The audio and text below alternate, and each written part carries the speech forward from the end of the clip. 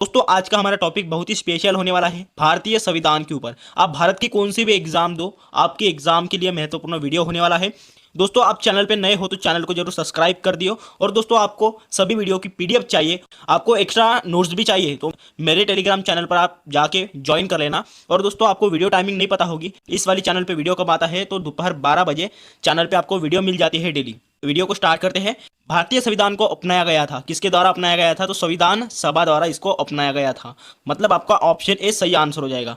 तो चलिए आगे का क्वेश्चन देख लेते हैं। भारत का संविधान पूर्ण रूप से तैयार हुआ था। तो दोस्तों पूर्ण रूप से यहाँ पे तैयार कब हुआ था? तो ऑप्शन बी 26 नवंबर 1949 में भारतीय संविधान पूर्ण रूप से तैयार हुआ था। और दोस्तों ये लागू कब हुआ था? आपको अगर ये पूछा जाए कि ये लागू कब हुआ था तो 26 जनवरी 1950 को ये लागू हुआ था। आपको याद रखना है, ठीक है। चलिए आगे का क्वेश्चन देख लेते हैं। भारतीय संविधान अनुच्छेद 1 में यह घोषणा की गई है कि इंडिया अर्थात भारत है। तो दोस्तों ये कहां पर की गई है इसकी घोषणा? अनुच्छेद 1 में इसकी घोषणा की गई है, इंडिया अर्थात भारत है। तो ये ऑप्शन ए राज्यों का संगम में यह घोषणा की गई है, ठीक है। आगे का ये क्वेश्चन देख लेते हैं। भारतीय संविधान सभा की प्रारूप समिति के अध्यक्ष कौन थे? सही आंसर हो जाएगा इसका option C doctor BR Ambedkar ji यह भारतीय संविधान सभा के प्रारूप समिति के अध्यक्ष थे। प्रारूप समिति का गठन हुआ था 29 अगस्त 1947 को और डॉक्टर BR आंबेडकर की अध्यक्षता में किया गया था। जैसे कि हमने देखा है दोस्तों यहाँ पे संविधान बनाने में संविधान सभा को 2 साल 11 महीने 18 दिन का समय लगा था। आपको याद रखना है, बहुत सारे लोग इसमें कंफ्यूज हो जाते हैं। और दोस्तों मूल संविधान में 12 भाग है तथा 395 अनुच्छेद और 8 अनुसूचियां इसमें शामिल थी, ठीक है। आपको ये भी याद रखना है, ठीक है। आगे का यहाँ पे क्वेश्चन देख लेते हैं। भारतीय संविधान में मौलिक कर्तव्य का विचार कहाँ से लिया गया है?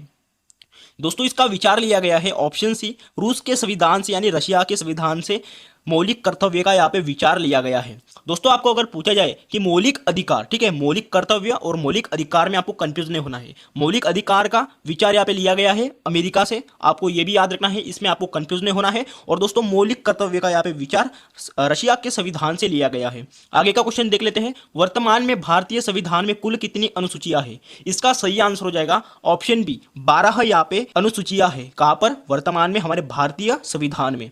आगे का क्वेश्चन देख लेते हैं। किसी भी राज्य का संवैधानिक प्रधान किसे माना जाता है? तो इसका सही आंसर है ऑप्शन ए राज्यपाल को ये माना जाता है। दोस्तों किसी भी राज्य का संवैधानिक प्रधान यहाँ पे राज्यपाल को माना जाता है, ठीक है। आगे का यहाँ पे क्वेश्चन देख लेते हैं।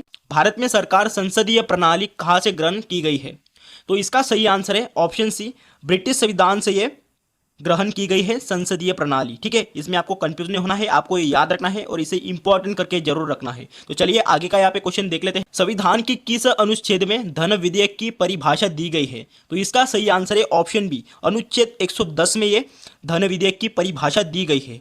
दोस्तों ये भी प्रश्न आपका इंपॉर्टेंट बन जाता है। आगे का क्वेश्चन देख लेते हैं। भारतीय संविधान में शामिल नीति निर्देशक सिद्धांत किसके संविधान से प्रेरित है? तो इसका सही आंसर है ऑप्शन डी आयरलैंड से ये प्रेरित है। आपने ये भी क्वेश्चन जरूर याद रखना है, ठीक है। आगे का क्वेश्चन देख लेते हैं। संविधान का अनुच्छेद 123 किससे संबंधित है? तो ये किससे संबंधित हो जाएगा? संविधान का जो अनुच्छेद 123 है तो ये संबंधित है ऑप्शन ए राष्ट्रपति के अध्यादेश से ये संबंधित है। तो चलिए दोस्तों आगे का क्वेश्चन देख लेते हैं। 12वां क्वेश्चन। 42वें संविधान संशोधन द्वारा प्रस्तावना में निम्नलिखित में से किस शब्दों को यहाँ पे जोड़ा गया है? तो ऑप्शन ए समाजवादी, पंथ निरपेक्ष और अखंडता। तो ये तीनों शब्दों को यहाँ पे जोड़ा गया है, ठीक है, 42वें संविधान संशोधन द्वारा प्रस्तावना में। आगे का क्वेश्चन देख लेते हैं। 7वीं अनुसूची का संबंध किससे है? तो इसका सही आंसर है ऑप्शन बी केंद्र और राज्यों के मध्य शक्तियों के विभाजन से है 7वीं अनुसूची का संबंध। आगे का क्वेश्चन देख लेते हैं। भारत के संविधान में समवर्ती सूची का विचार कहाँ से लिया गया है? दोस्तों यहाँ पे समवर्ती सूची का विचार कहाँ से लिया गया है? इसका सही आंसर है ऑप्शन सी ऑस्ट्रेलिया से यहाँ पे लिया गया है समवर्ती सूची का विचार। तो आगे का क्वेश्चन देख लेते हैं। निम्न में से कौन सा सुमेलित नहीं है? तो इसका आपका सही आंसर हो जाएगा ऑप्शन सी भाग 3 ये सही नहीं है। राज्य के नीति निर्देशक ये तत्व ये सुमेलित नहीं है, ठीक है। दोस्तों हम बात करें यहाँ पे भाग 1 की, तो यहाँ पे संघ और उसका राज्य क्षेत्र है, ये आपका सही हो जाएगा। भाग 2 में नागरिकता आता है और भाग 4 में आता है राज्य सरकार है। तो ये तीनों भी आपको याद रखना है, ठीक है। आगे का क्वेश्चन देख लेते हैं। भारत के राष्ट्रपति बनने के लिए किसी व्यक्ति की आयु पूर्ण कितनी होनी चाहिए? तो ऑप्शन डी सही आंसर हो जाएगा 35 वर्ष होती है भारत का राष्ट्रपति बनने के लिए। दोस्तों हमारे भारत के राष्ट्रपति कौन है वर्तमान में? द्रौपदी मुर्मू जी हो जाएंगे वर्तमान में आपके राष्ट्रपति। और दोस्तों ये कितवें नंबर के हैं? तो 15वें नंबर के द्रौपदी मुर्मू जी राष्ट्रपति है। और इनके पहले कौन थे? 14वें नंबर के रामनाथ कोविंद थे। आगे का क्वेश्चन देख लेते हैं, भारतीय संसद में शामिल क्या है? तो इसका सही आंसर है ऑप्शन डी, लोकसभा, राज्यसभा तथा राष्ट्रपति। तो ये भारतीय संसद में शामिल है। आगे का क्वेश्चन देख लेते हैं, भारतीय संविधान दिवस कब मनाया जाता है? तो दोस्तों ये वाला दिवस मनाया जाता है ऑप्शन बी, 26 नवंबर को भारतीय संविधान दिवस मनाया जाता है। दोस्तों हम बात करें यहाँ पे ऑप्शन ए की, तो यहाँ पे ऑप्शन ए 26 अक्टूबर को विलय दिवस मनाया जाता है। कौन सा? विलय दिवस ये मनाया जाता है 26 अक्टूबर को। और 10 जनवरी को यहाँ पे मनाया जाता है आपका विश्व हास्य दिवस मनाया जाता है। ठीक है, आपको याद रखना है। और 6 अप्रैल को मनाया जाता है अंतरराष्ट्रीय खेल दिवस। दोस्तों इसमें एक और एक्स्ट्रा पॉइंट ऐड कर लो, 9 जनवरी को यहाँ पे मनाया जाता है भारतीय प्रवासी दिवस। ये दिवस मनाया जाता है 9 जनवरी को। आगे का क्वेश्चन देख लेते हैं, संविधान सभा में उद्देश्य प्रस्ताव निम्न में से किस एक के द्वारा प्रस्तुत किया गया था? तो इसका सही आंसर है ऑप्शन डी, पंडित जवाहरलाल नेहरू जी द्वारा ये उद्देश्य प्रस्ताव प्रस्तुत किया गया था। ठीक है, किनके द्वारा? पंडित जवाहरलाल नेहरू जी द्वारा। कौन थे? हमारे भारत देश के प्रथम प्रधानमंत्री थे पंडित जवाहरलाल नेहरू। आगे का क्वेश्चन देख लेते हैं, भारतीय संविधान सभा के उद्घाटन अधिवेशन की अध्यक्षता किसने की थी? इसका सही आंसर है ऑप्शन बी, डॉक्टर सच्चिदानंद सिन्हा जी द्वारा ये अध्यक्षता की गई थी। आगे का क्वेश्चन देख लेते हैं, भारतीय संविधान के किस अनुच्छेद में राज्य की नीति निर्देशक तत्वों का उल्लेख है? तो इसका सही आंसर है ऑप्शन डी, अनुच्छेद 36 और 51 में ये राज्य की नीति निर्देशक तत्वों का यहाँ पे उल्लेख किया गया है, 36 तथा 51 अनुच्छेद में। आगे का क्वेश्चन देख लेते हैं, दोस्तों स्वतंत्रता का अधिकार संविधान के किस अनुच्छेद में वर्णित है? यहाँ पे 19 से 22 तक अनुच्छेद में स्वतंत्रता का अधिकार तो इन अनुच्छेद में वर्णित है। ठीक है, कौन से? 19 से 22 तक। आगे का क्वेश्चन देख लेते हैं, भारतीय संविधान का कौन सा अनुच्छेद छुआछूत उन्मूलन से संबंधित है? इसका सही आंसर है ऑप्शन सी, अनुच्छेद 17। यह ऐसा अनुच्छेद है जो छुआछूत उन्मूलन से संबंधित है। आगे का क्वेश्चन देख लेते हैं, भारतीय संविधान के अंतर्गत मूल अधिकारों का संरक्षक कौन है? तो सही आंसर हो जाएगा इसका ऑप्शन सी, न्यायपालिका। यह भारतीय संविधान के अंतर्गत मूल अधिकारों का एक संरक्षक है, न्यायपालिका। आगे का क्वेश्चन, मौलिक अधिकारों का निलंबन कौन कर सकता है? तो इसका सही आंसर है ऑप्शन बी, राष्ट्रपति कर सकते हैं दोस्तों मौलिक अधिकारों का निलंबन। आगे का क्वेश्चन, भारत के संविधान में मौलिक अधिकार, ये ऑप्शन ए मूल संविधान का एक हिस्सा था। ये प्रथम भाषाई राज्य किसे बनाया गया था? तो यहाँ पे इसका सही आंसर हो जाएगा ऑप्शन सी, आंध्र प्रदेश को बनाया गया था प्रथम भाषाई राज्य।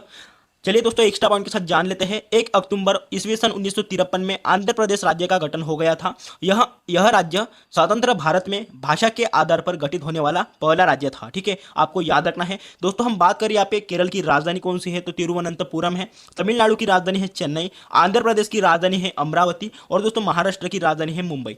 तो दोस्तों इससे ही रिलेटेड हम इस राज्यों के मुख्यमंत्री यहाँ पे देख लेते हैं। केरल के मुख्यमंत्री है पिनाराई विजयन। तमिलनाडु के मुख्यमंत्री है एम के स्टालिन। वाई.एस. जगनमोहन रेड्डी आंध्र प्रदेश के मुख्यमंत्री हैं। और एकनाथ शिंदे वर्तमान में महाराष्ट्र के मुख्यमंत्री हैं। आगे का क्वेश्चन, स्वतंत्रता के पूर्व के दिनों में प्रारंभ में किसने संविधान निर्मात्री सभा का विचार प्रस्तुत किया था? तो इसका सही आंसर है ऑप्शन ए, एम.एन. रॉय ने विचार प्रस्तुत किया था। किसने? एम.एन. रॉय ने। आगे का क्वेश्चन देख लेते हैं, भारत के संविधान की प्रस्तावना में समाजवादी और धर्मनिरपेक्ष शब्दों को किस संविधान द्वारा जोड़ा गया था? तो इसको जोड़ा गया था ऑप्शन बी, 42वें संशोधन द्वारा ये जोड़ा गया था समाजवादी और धर्मनिरपेक्ष शब्दों को। आगे का क्वेश्चन, डॉक्टर बी.आर. अंबेडकर द्वारा निम्नलिखित में से कौन सा अनुच्छेद संविधान का दिल और आत्मा कहलाता है? सही आंसर हो जाएगा इसका ऑप्शन डी, अनुच्छेद 32। यहाँ डॉक्टर बी.आर. अंबेडकर जी द्वारा निम्नलिखित में से अनुच्छेद 32 ऐसा अनुच्छेद है जो संविधान का दिल और आत्मा कहलाता है। आगे का क्वेश्चन, भारतीय संविधान की प्रस्तावना में अब तक कितनी बार संशोधन किया जा चुका है? सही आंसर है इसका ऑप्शन ए, एक बार यहाँ पे संशोधन किया जा चुका है। आगे का क्वेश्चन, भारतीय संविधान सभा के प्रथम दिन के अधिवेशन की अध्यक्षता तो किन्होंने की थी यहाँ पे? इसका सही आंसर हो जाएगा ऑप्शन डी, डॉक्टर सच्चिदानंद सिन्हा जी द्वारा ये की गई थी इसकी अध्यक्षता। आगे का क्वेश्चन, भारत के संविधान का निम्नलिखित में से कौन सा अनुच्छेद अस्पृश्यता का उन्मूलन से संबंधित है तथा किसी भी रूप में इसके आचरण का निषेध करता है?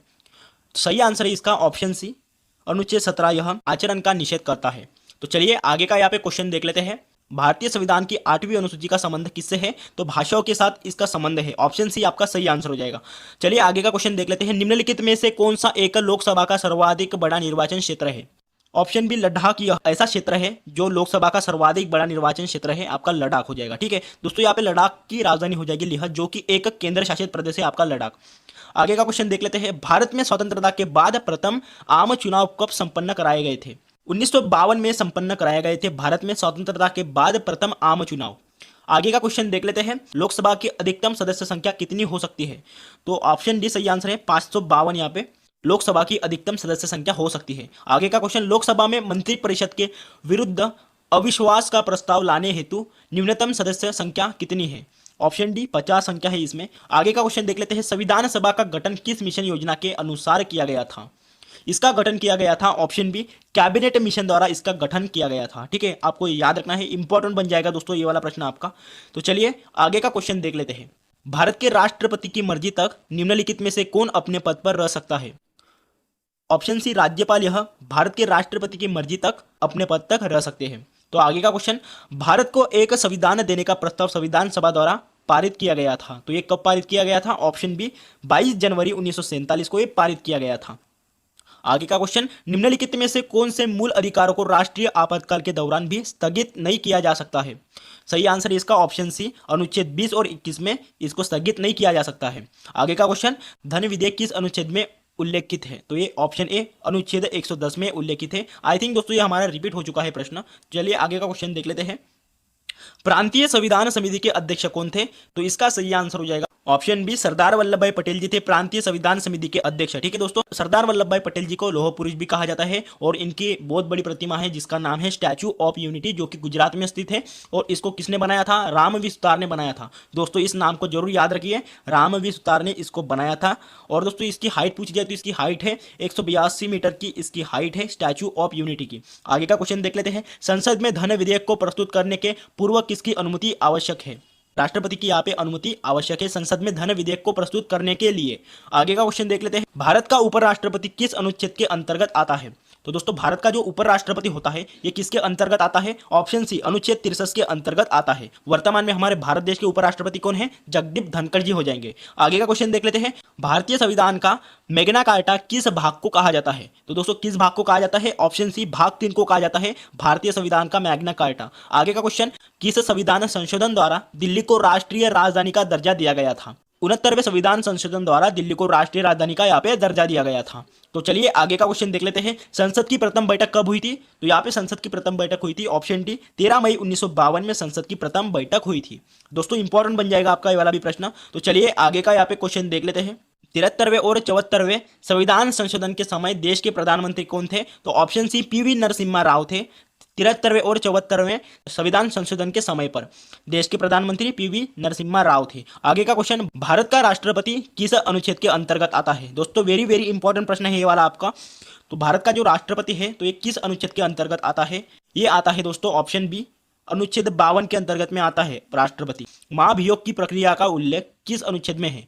इसका सही आंसर है ऑप्शन बी अनुच्छेद 61 में इसका उल्लेख है। ठीक है, आगे का क्वेश्चन देख लेते हैं, गोवा को किस वर्ष राज्य का दर्जा दिया गया था? गोवा को यहाँ पे दर्जा दिया गया था ऑप्शन डी। दोस्तों यहाँ पे आपको 1800 नहीं है तो 1900 यहाँ पे करना है, 1987 में गोवा को राज्य का दर्जा दिया गया था। ठीक है, आगे का क्वेश्चन देख लेते हैं, भारत की स्वतंत्रता के समय भारतीय राष्ट्रीय कांग्रेस के अध्यक्ष कौन थे? जेबी कृपलानी थे भारत की स्वतंत्रता के समय पर भारतीय राष्ट्रीय कांग्रेस के अध्यक्ष। संविधान में संशोधन की प्रक्रिया को किस देश के संविधान से लाया गया है? इसका सही आंसर है ऑप्शन ए दक्षिण अफ्रीका से ये लाया गया है। दोस्तों उम्मीद करता हूँ कि आपको ये वाला वीडियो अच्छा लगा होगा। दोस्तों आपको इस वाली वीडियो का पार्ट 2 भी चाहिए तो मिल जाएगा। जल्दी से जल्दी वीडियो खत्म करने का एक ही मकसद था कि आपका टाइम बचे इसीलिए।